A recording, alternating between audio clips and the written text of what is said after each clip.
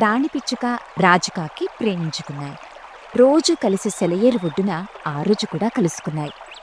రాజుకాకి ఎప్పటిలాగే గులాబీ పువ్వు తీసుకొచ్చి ఇచ్చింది. రాణి పిచ్చుక సిగ్గుపడుతూ ఆ పువ్వుని తీసుకుంది. నువ్వు సిగ్గుపడితే చాలా అందంగా ఉంటావు రాణి. థ్యాంక్ యూ రాజు. ఒకసారి నీ సెల్ ఫోన్ ఇవ్వవా? మన సెల్ఫీ తీసి లవర్స్ గ్రూప్లో పోస్ట్ చేస్తావు. ఇది 365వ గులాబీ పువ్వని స్టేటస్లో పెడతావు, అంతేనా రాణి? మరి మన ప్రేమ రోజురోజుకి ఎంత స్ట్రాంగ్గా మారుతోందో ఇటు మా అమ్మ వాళ్ళకి అటు మీ అమ్మ వాళ్ళకి తెలియాలి కదా రాజు. అవునవును, ఖచ్చితంగా తెలియాలి.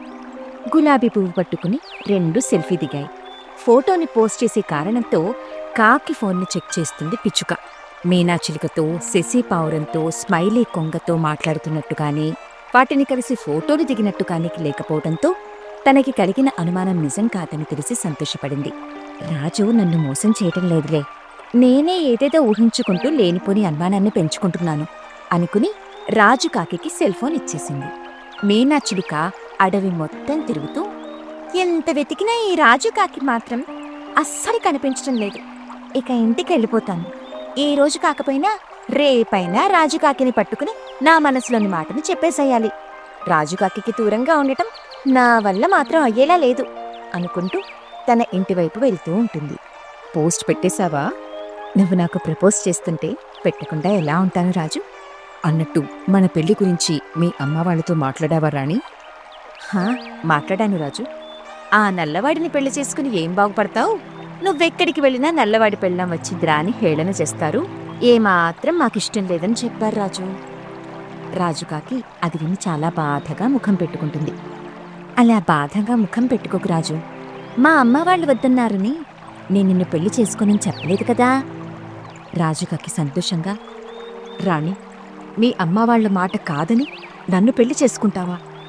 వాళ్లను వదులుకుని నాతో జీవించడానికి వస్తావా? నాకు పన్నీర్ కర్రీ ఎంత ముఖ్యమో నువ్వు కూడా అంతే ముఖ్యం రాజు. అయితే మనం పెళ్ళెప్పుడు చేసుకుందాం రాణి? మరి మన పెళ్లికి మీ అమ్మాయి వాళ్ళు ఒప్పుకున్నారా రాజు? ఒప్పుకున్నారు రాణి. నీకు నచ్చింది కాబట్టి రాణి పిచ్చుకని ప్రేమించావు. జీవితాంతం ఆ ప్రేమని పొందాలనుకుంటున్నావు కాబట్టే తనని పెళ్లి చేసుకోవాలనుకుంటున్నావు. చేసుకో బాబు, మాకెలాంటి అభ్యంతరం లేదని నా ఇష్టాన్ని, నా ప్రేమని అర్థం చేసుకుని ఒప్పుకున్నారు రాణి. వరెవా రాజు, మీ పేరెంట్స్ సింప్లీ సూపర్. మరెప్పుడు పెళ్లి చేసుకుందాం మనం? నువ్వెప్పుడంటే అప్పుడే మన పెళ్లికి పిచ్చుక అని చెబుతుండగా రాజుకాకి సెల్ ఫోన్ మోగింది. అంతే, రాణి పిచ్చుక కబుక్కున లాక్కుని అనుమానంగా చూసింది. అమ్మా కాలింగ్ అని పడింది. ఎందుకలా పిచ్చుక ఫోన్ లాక్కుని చూస్తుందో కాకికి అర్థం కాలేదు. అత్తయ్య ఫోన్ చేస్తుంది, మాట్లాడుతోంది కాకి. హలో అమ్మా, చూసుకోవడానికి ఇప్పుడు వస్తున్నారా? అయితే నేను కూడా ఇంటికి వచ్చేస్తున్నాను. ఇంట్లో స్వీట్స్ ఉన్నాయి కదా, వాటిని సిద్ధం చేయండి అని చెబుతుంటే రాణి పిచ్చుకకు అనుమానం కలిగింది. కంగారు పడుతూ, స్వీట్స్ రెడీ చేయమని చెప్తున్నాడు, చూసుకోవడానికి వస్తున్నారా అని అడుగుతున్నాడు. కొంపతీసి రాజుకి గాని పెళ్లి చూపులా ఏంటి? వామ్మో, ఇప్పుడు నేను రాజుని ఒంటరిగా ఇంటికి పంపించను. ఖచ్చితంగా ఇవి పెళ్లి చూపులే. నా రాజుకి వేరే పెళ్లి చేయాలనుకుంటున్నారా? అమ్మో, నేనైతే వదలను అనుకుని గట్టిగా రాణి పిచ్చుక నిర్ణయించుకుంది. రాజుకాకి ఫోన్ పెట్టేసి, నేను ఇంటికెళ్తున్నాను. పిచ్చుక, మనం మళ్ళీ కలుద్దామా? రాజు, ఈ క్షణమే మనం పెళ్లి చేసుకుందామా? ఇప్పుడా? అదేంటి రాణి, ఇంత సడన్గా పెళ్ళేంటి? నేనిప్పుడు ఇంటికెళ్తే నన్ను మా మేనబావ ఎర్రోడికిచ్చి పెళ్లి చేస్తారు రాజు. అందుకే మనం పెళ్లి చేసుకుని మీ ఇంటికి వెళ్దాం. కానీ రాణి, అవతల ఇంటి దగ్గర ఆ పెళ్లి చూపులు, పెళ్లి చేసుకుని ఆ పెళ్లి చూపులకు వెళ్దాం రాజు. నా బాధని ప్లీజ్ అర్థం చేసుకో. సరే పదరాణి, ఈ అడవిని కాపాడుతున్న అమ్మోరు తల్లి ముందు మనం పెళ్లి చేసుకుని. అలా రాజుకాకి రాణి పిచ్చుక కలిసి ఆ అడవిలో కొండ కింద జలపాతం పక్కన ఉన్న అమ్మోరు గుడి దగ్గరికొచ్చాయి. మమ్మల్ని చల్లగా కాపాడు తల్లి అని వేడుకుని రాజుకాకి రాణి పిచ్చుకని పెళ్లి చేసుకుంది. రెండూ సంతోషంగా రాజుకాకి ఇంటికొచ్చాయి. నుదుట బొట్టుతో అద్దాలు పెట్టుకున్న తల్లి కాకి వేద, కర్ర పట్టుకున్న తండ్రి కాకి కృష్ణ తమ ఇంటికొచ్చిన రాజు కొడుకుని రాణి కోడల్ని సంతోషంగా ఇంట్లోకి ఆహ్వానించాయి. తల్లి కాకి వేద, చాలా సంతోషం బాబు, చెల్లి పెళ్లి చూపులకి అన్న ప్రేమ పెళ్లి చేసుకుని రావడం చాలా అంటే చాలా ఆనందంగా ఉంది. రాణి పిచ్చుక ఆశ్చర్యంగా చూస్తూ, చెల్లికి పెళ్లి చూపులేంటి రాజు అని అడిగింది. అవును రాణి, ఇప్పుడు మన ఇంట్లో మా చెల్లి మల్లికి పెళ్లి చూపులు అని చెప్పగానే రాణి పిచ్చుక పరిస్థితి గాలి తీసేసిన బెలూన్లా తయారైంది. నీరసంగా ముఖం పెట్టి, నాకున్న ఈ అనుమానం జబ్బు వల్ల అంగరంగ వైభవంగా జరగాల్సిన పెళ్లిని ఇదిగో ఇలా సింపుల్గా అమ్మోరు తల్లి ముందు జరిగింది. అయినా ఇప్పుడేమనుకుంటే ఏం లాభం, రాజుగాకితో నా పెళ్ళయింది. ఇప్పుడు నేను ఈ ఇంటి కోడల్ని. అనుమానం తగ్గించుకుని అన్నిటినీ చక్కబెట్టుకోవాలి. నా కాపురాన్ని నేను కాపాడుకోవాలి అని తనలో తాననుకుంటుండగా అత్త కాకి వేద ఫోన్ మోగింది. రాణి పిచ్చుక అలవాట్లో పొరపాటుగా ఆ ఫోన్ని లాక్కుని చూసింది. అత్త కాకి వేద, ఏమైంది కొడలా, ఎందుకలా లాక్కుంటున్నావు నా ఫోను? వామ్మో, రాజు మీది అనుమానం కారణంగా తన ఫోన్ని లాక్కున్నట్టు ఇప్పుడు నేను రింగ్ వినబడగానే అత్త ఫోన్ లాక్కున్నాను. నేనిప్పుడు అత్తయ్యకి ఏదో ఒకటి చెప్పి మేనేజ్ చేయాలి అనుకుని పైకి మాత్రం అత్త కాకి వేదను చూస్తూ, మా అమ్మ వాళ్ళు ఏమైనా ఫోన్ చేశారేమోనని అనుకున్నాను అత్తయ్య, అందుకే లాక్కున్నాను అంటూ ఫోన్ ఇచ్చింది. అంతలో తల్లి కాకివేద, హలో, అయ్యో ఇప్పుడు రావడం లేదా? అలాగా, సరే సరే సరే వెళ్ళిరండి, మీ కార్యక్రమం అయ్యాకే ఫోన్ చేయండి అని ఫోన్ పెట్టేసి భర్త కాకి కృష్ణ, కొడుకు కాకిరాజు, కోడలు రాణి పిచ్చుకకి, కూతురు మల్లికాకి, తల్లి కాకివేద మగపెళ్లివారు బంధంలో ఎవరో చనిపోయారని తెలిసి వెళ్తున్నారట, మరెప్పుడైనా పెట్టుకుందామని చెప్పారు ఈ పెళ్లి చూపులు. రాజుకాకి బయటికి వెళ్ళింది. రాణి పిచ్చుక ఆడబడుచు మల్లికాకి ఎదురుకి వచ్చింది. కాసేపు సరదాగా నవ్వుతూ మాట్లాడి రాణి పిచ్చుక, అవును మల్లి, మీ అన్నయ్య కోసం ఏమన్నా సంబంధాలు చూడలేదా? ఎందుకు చూడలేం వదిలా, చూశాం. ఇప్పటికీ అన్నయ్య కోసం మీనా చిలుక వస్తుంది, అమ్మ వాళ్ళందరితో మాట్లాడుతూనే ఉంటుందిగా అని చెప్పింది. అంతే, రాణి పిచ్చుక ముఖం ఎర్రగా మారింది. ఆవేశంగా హాల్లోకి వచ్చింది. అప్పుడే అత్త కాకి వేద, మామ కాకి కృష్ణ మీనాచిలుక గురించి మాట్లాడుకోవడం వింటుంది. కోపం మరింత పెరిగింది. అంతే, దిక్కులు చూస్తుండగా చీపిరి కనిపించింది. దానిని పట్టుకొచ్చి అత్తామామలను కొడుతూ, ఈ పిచ్చుక కోడలు వచ్చిన తర్వాత కూడా మీనాచిలుక గురించి మాట్లాడుకుంటారా? మిమ్మల్ని అస్సలు వదిలిపెట్టను అంటూ కొడుతుంటే అత్త కాకివేద, మామ కాకి కృష్ణ ఆ దెబ్బలను తట్టుకోలేక బయటికి వస్తాయి. రాణి పిచ్చుక ఆవేశంగా, ఇక మీ బతుకులు బయటే అని కోపంగా తలుపు వేసుకుంటుంది. ఇంట్లో ఉన్న మల్లికాకి రాణి పిచ్చుక ఆవేశం చూసి తన గది డోర్ వేసుకుంటుంది. అలా సమయం గడుస్తూ ఉంటుంది. చీకటి పడుతూ ఉంటుంది. ఇంతలో వర్షం పడటం మొదలైంది. భర్త రాజుకాకి ఇంటికొచ్చింది. వర్షంలో తడుస్తూ గాలికి వణుకుతున్న తల్లిదండ్రులను చూసి చలించిపోయాడు. జరిగిన విషయం తెలుసుకుని తలుపు దగ్గరికొచ్చి గట్టిగా కొడుతూ, ఏమైంది పిచ్చుక, ఏంటి దారుణం, ఇంత వర్షం పడుతుంటే? రాణి పిచ్చుక తలుపు తెరిచి తను తడవకుండా గొడుగు పట్టుకుని బయటకొచ్చింది. ఏంటి ఏంటి రాజు ఇదంతా? నన్ను ప్రేమిస్తూనే పెళ్లి చూపులు చేసావు కదా, అంటే నాకంటే అందంగా ఉంటే పెళ్లి చేసుకునేవాడు కదా, వర్షంలో ఎందుకు రాని ఇంట్లోకి కదా. నీ మీద నాకు అనుమానం కలిగింది, అది తీరేంతవరకు మనం ఇలాగే ఉంటాం, ఇక్కడే ఉంటాం అని చెబుతుండగా మరొక గొడుగు పట్టుకుని మల్లికాకి తెలివిగా రాణి పిచ్చుక దగ్గరకొచ్చింది. ఏరా అన్నయ్య, ఇప్పటికైనా నమ్ముతావా? నేను అమ్మ నాన్న కలిసి ఆడిన ఆటతో వదినకి అనుమానం కలిగింది, అందుకే ఇంత దారుణంగా వ్యవహరించింది అని చెప్పిన అబద్ధాన్ని రాజుకాకి, తల్లి కాకివేద, తండ్రి కాకి కృష్ణ అర్థం చేసుకున్నాయి. వెంటనే మారిపోయాయి. తల్లి కాకివేద, నువ్వేమో నా మీద నా రాణి పిచ్చుకకి చాలా నమ్మకం ఉందని చెప్పావు, కోడలు మాత్రం చెల్లి చెప్పిన మాట, నేను మీ నాన్న మాట్లాడుకున్న మాట విని అవే నిజం అనుకుంది.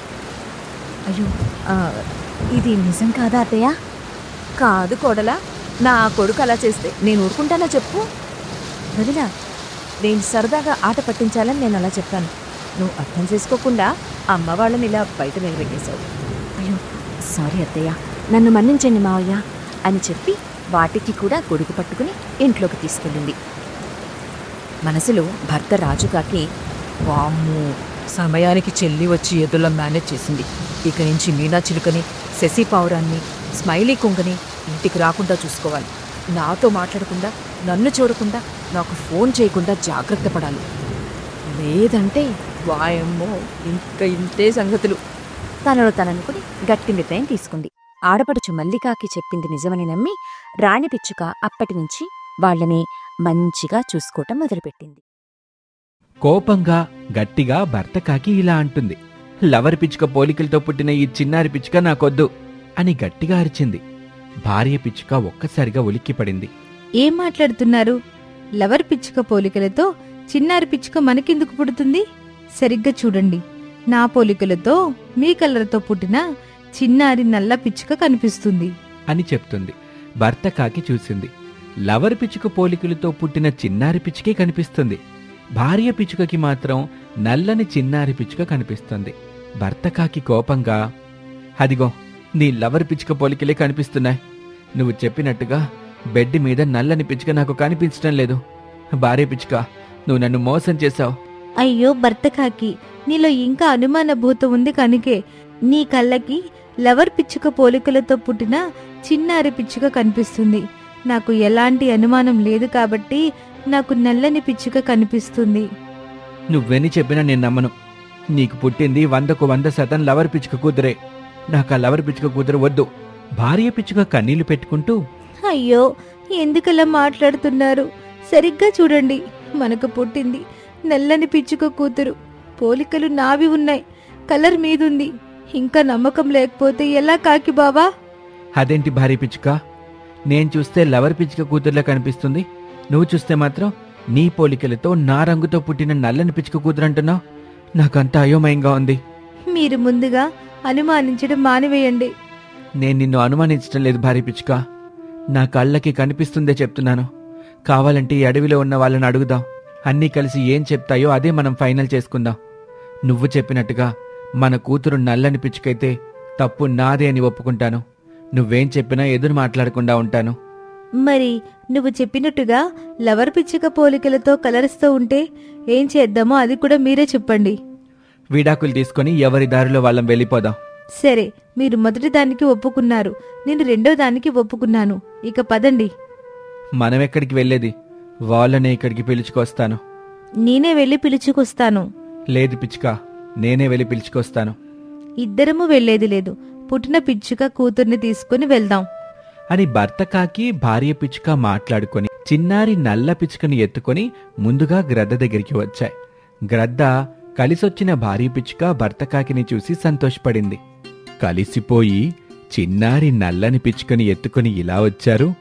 ఆ మాట విని భర్త కాకి ఆశ్చర్యపోయింది. ఏమీ లేదు గ్రద్ద, పుట్టిన నల్లని పిచ్చుక కూతుర్ని తీసుకుని ఇలా షికారుకు వెళ్తుంటే తమరి ఇల్లు కనిపించింది. ఒకసారి కలిసిపోదామని ఇలా వచ్చాం. అలాగే మా ముద్దుల కూతుర్ని కూడా చూపించినట్టుగా ఉంటుందని వచ్చాం. మీరిద్దరూ కలిసిపోయారు, చాలా సంతోషం. తల్లి పోలికలతో తండ్రి రంగుతో మీకు చిన్నారి పిచ్చుక పుట్టింది. మీరిద్దరూ అదృష్టవంతులు అని చెప్పగానే భార్య పిచ్చుక మురిసిపోయింది.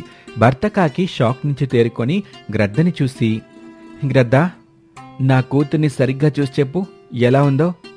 ఎన్నిసార్లు చూసినా ఏమీ మారదు కదా కాకి, నీలాగే అందంగా ఉంది. నీ నలుపు రంగు వచ్చింది, నీ భార్య ముఖం వచ్చింది. ఎలాంటి ఆందోళనలు అనుమానాలు పెట్టుకోకు కాకి, పెద్ద దిక్కుగా నేను చెప్పేది అర్థం చేసుకో. ఆ మాట విని భార్య పిచ్చుక తను గెలిచినట్టుగా ఫీల్ అయింది. భర్త కాకి తలదించుకుంది. రెండూ కలిసి కూతురు పిచ్చుకని తీసుకుని అక్కడి నుంచి వెళ్ళిపోయాయి. గ్రద్ద వాటిని చూస్తూ, భర్త కాకి అనుమానం ఇంకా తీరినట్టు లేదు. అనుమానం పాత రోగంతో సమానం. రోగం ముదిరి చావాల్సిందే తప్ప తగ్గదు. ఈ అనుమానం కూడా అంతే. మరి భార్య పిచ్చుక తన భర్త కాకిని ఎలా మార్చుకుంటుందో ఏమో. ఏం చేస్తే ఈ భర్త కాకికి బుద్ధొస్తుందో అర్థం కావటంలా.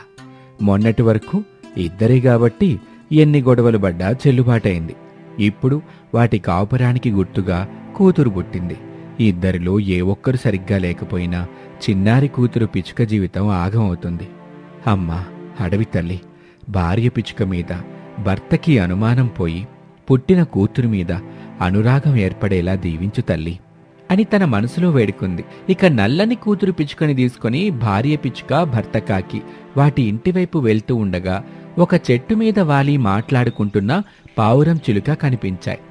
ఏయ్ భార్య పిచ్చుక, అదిగో అక్కడ పావురం చిలుక ఉన్నాయి, వాటిని అడుగుదాం పదా. ఈ అడవికి పెద్ద దిక్కుగా ఉన్న గ్రద్ద చెప్పిన తర్వాత కూడా మీ అనుమానం తీరలేదా బావా?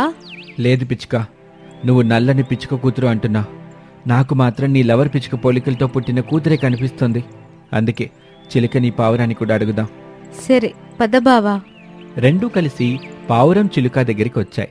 భార్యాభర్తలు కలిసి తమ కూతుర్ని పిచ్చుకని తీసుకొని వాటి దగ్గరికి రావటం చూసి చిలుక పావురం సంతోషపడ్డాయి. భర్త కాకి అనుమానాన్ని అడిగింది. అప్పుడు పావురం కోపంగా, నిన్ను తిట్టడానికి కూడా బూతులు రావడం లేదు భర్త కాకి. కళ్ళ ముందు తన పోలికలతో నీరంగుతో పుట్టిన కూతుర్ని చూస్తుంటే కూడా నీకు అనుమానం ఎలా కలుగుతుందో నాకు అర్థం కావడం లేదు. ఛీ, ఏం పుట్టుకనిది, మరీ ఇంత దారుణమైన అనుమానమా అని చిలుక అక్కడి నుంచి వెళ్ళిపోయింది. ఇలా చూడు కాకి, అడవి సాక్షిగా చెబుతున్నాను విను. నీ భార్య పిచ్చుక ఉత్తమురాలు. ఈ బిడ్డ మీ ఇద్దరి కాపురానికి తీపి గుర్తు.